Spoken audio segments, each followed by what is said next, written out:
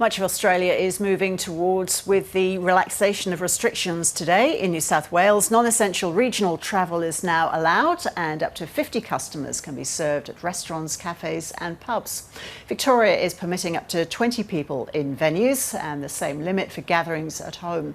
Tourist accommodation, caravan parks and camping spots are open. Queensland is bringing forward its next stage of relaxations, allowing intra-state travel. Pubs, clubs, restaurants and cafes will be allowed to serve up to 20 patrons. South Australia has seen the largest increase. Up to 80 people are allowed in cinemas, theatres, museums and large hospitality venues. Beauty salons and gyms are also open. Museums and galleries are opening back up in the ACT with physical distancing in place. Up to 20 people can attend weddings and 50 people will be allowed at funerals. Western Australia and the Northern Territory will ease restrictions later this week, while Tasmanians will have to wait until June the 15th to reach stage 2 of their recovery roadmap. Lara Hyams is in Sydney for us and Elias Clure is in Melbourne. Good morning to you both. Lara first, what reopens in New South Wales today? Good morning, Ros. Well, the beds are ready, the colours are getting ready, and if you open it, they will come. Well, that's when trade will resume, though. That's for the beauty industry. A lot of these restrictions being lifted today for the sector. A lot of these businesses will be able to throw open their doors, a much welcome relief for some of the workers and also for customers. So in the beauty sector, nail bars, tanning salons, and also beauty clinics among some of those business which will be welcoming some of that trade today. But it's not just this sector that will be benefiting from some of these restrictions being eased. We've also seen it in the hospitality sector. Now, pubs now will be able to welcome 50 patrons onto their licensed premises. One of the pubs actually took advantage of that when those restrictions lifted at midnight last night, opening its doors to some punters, allowing those social distancing measures, though, to be observed and allowing patrons to go and get a drink without a meal. That was over 2 levels that they were able to do that, many of them locals, but some also coming from outside of the area to take advantage of them getting a pint.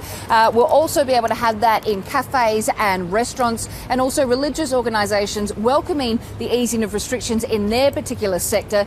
They will now be able to have about 50 worshippers able to gather for some of their services. Also for weddings, 20 guests will be able to be in attendance, and also for funerals, they will now be able to host 50 mourners. So a lot of industries welcoming some of the industry or some of the restrictions being lifted from today. Elias, to you now in Melbourne. Coffee drinkers of Victoria are breathing a sigh of relief this morning. Well, they call it the cafe capital, at least Melburnians do, and I'm here at a cafe next to the ABC, one of the hardest working people here actually, Evan, just back there making my second strong latte of the day. So up to 20 people allowed in venues like this, as well as restaurants, pubs and also beauty parlours, nail salons, waxing salons as well. There'll be up to 20 people allowed at weddings and up to 50 at funerals. And for sports lovers, you'll be allowed to play golf again and go surfing. If you want to travel around the state, that's also an option now, with overnight stays now allowed, as well as hotels and motels that will be open as well. But as you mentioned, people are very excited here that hospitality is now open. Let's have a listen to some excited customers, Ros. It's good. We miss the feeling, you know. It's nice to be out of the house, finally.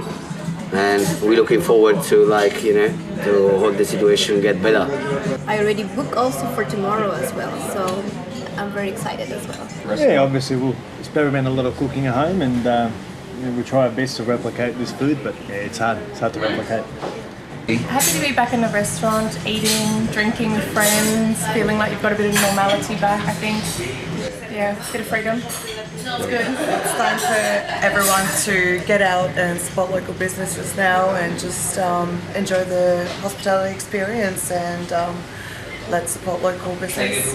Yes, very happy for everyone, very happy for my boss, the owner of the restaurant, that is, we can still doing business. Happy Victorians there. So Elias, how's the Victorian government approaching this next phase?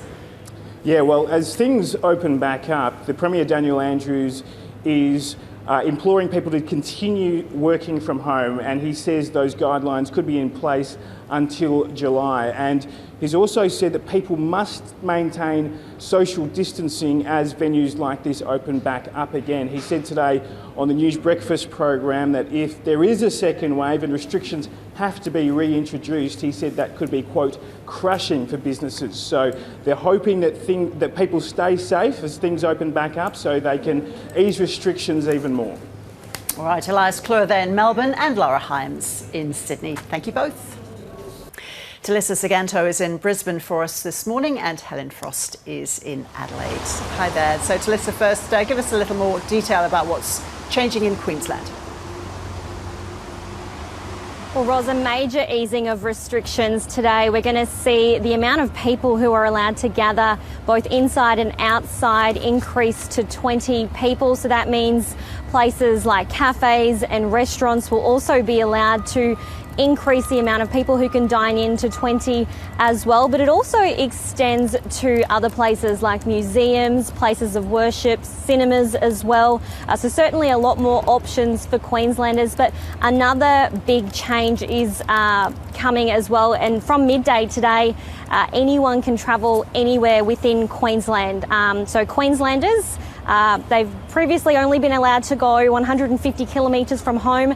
Now they can catch a flight, they can caravan, they can go camping. So as of today, that's all changing. Unfortunately though, that's not including those Indigenous communities who are at the moment being restricted under the Biosecurity Act, as well as those state borders. Those are also going to remain closed. From Friday as well, there will be an option for some of those bigger venues, so places that might have separate indoor and outdoor seating arrangements. They can apply to have more than the 20-person limit. So some of those places will be gyms as well, but they will need to have that COVID safe plan and be able to show that they can safely have more than 20 people.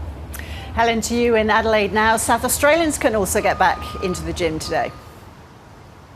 They sure can, and we've seen a pretty steady stream going into the Pilates studio behind me, despite the fact that it's been a very brisk morning. So what they've done is they've taken out quite a few of their reformer machines so that they can accommodate 9 people working out.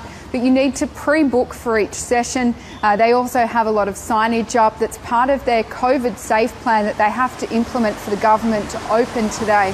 And we're seeing another gym behind us, F45. They've got chains all around the state. Only a few of them have opened though.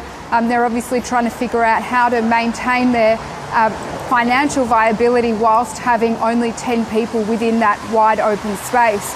But we have another set of gyms, the Good Life gyms. They're all open. They have a lot of separate smaller rooms though, so they're allowed 10 people per room, and if you book a personal training session, you then go into a separate room with that personal trainer. But what the gym owners are telling us is that they're still seeing quite a big demand for the online services that they've been offering. So they are expecting to continue to offer those online services while people adjust. But we have also seen a lot of people out jogging and running this morning despite the rain. So people are obviously trying to get back to normal. There's a lot more cars on the road and just really grateful to be able to get out and exercise again. I wonder if bar classes have improved in popularity or not. We'll have to wait and see. Helen Frost in Adelaide and Talissa Siganto in Brisbane. Thank you to you both. The number of coronavirus cases in India continues to surge. There have been 8,000 new cases recorded in the past 24 hours, the largest daily increase to date. The government is pushing ahead with plans to lift lockdown restrictions despite the record spike. Afghanistan is bracing for a health emergency with the official number of coronavirus infections passing 15,000. The country's health ministry has called for the re-imposition of strict lockdown measures, which were eased a week ago for the Islamic festival of Eid. Meanwhile, the Spanish Prime Minister has called for a final extension of the country's restrictions. Pedro Sanchez wants the lockdown extended for an extra 2 weeks to the 21st of June. At least 27,000 have died from COVID-19 in Spain.